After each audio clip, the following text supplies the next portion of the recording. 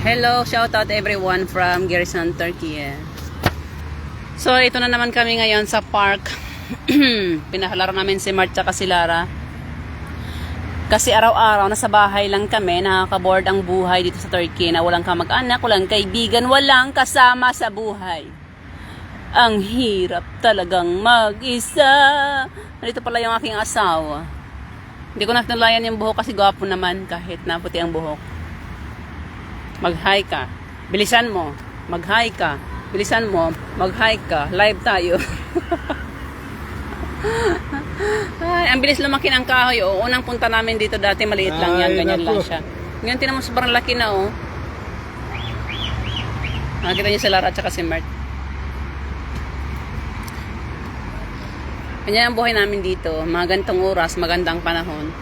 At saka pasilop na yung araw. Pasilaw na yung araw. Tignan mo. Na yan. Sunset.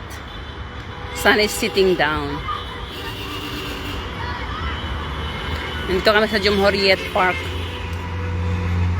Everyday may ganyan dito. Kasi ano yan, celebration. Either kasal or tuli. Ayan sa dito mag-celebrate ng tuli. Nagpapaingay sa kalsada. Pinapaalam sa lahat na nagpapatuli na yung anak nila. Nakakatawa. Lahat ng mga tao dito tuli talaga kasi ganyan, special sa kanila yung tuli. Pag may mga kasada, tuli yan. Either tuli or kasal. Ganyan sila mag-celebrate. Pero napatuli kami kay Mart dito, wala na, hindi, ayaw ko kong ganyang kagulo. Simple lang tayo kasi Pilipino tayo eh.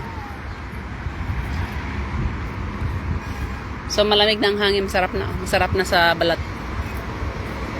Itong kahoy na to sa November, maging yellow lahat ng dahon na yan. Ngayon ano pa lang, August pa lang eh. Kaya green na green pa yung dahon.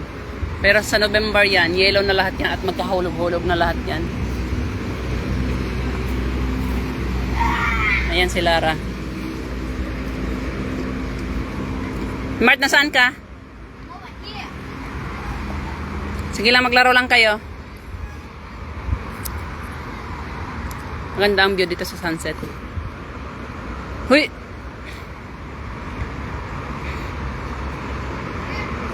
Si Lara, oh. Sarap ng ano, tambay. Gal!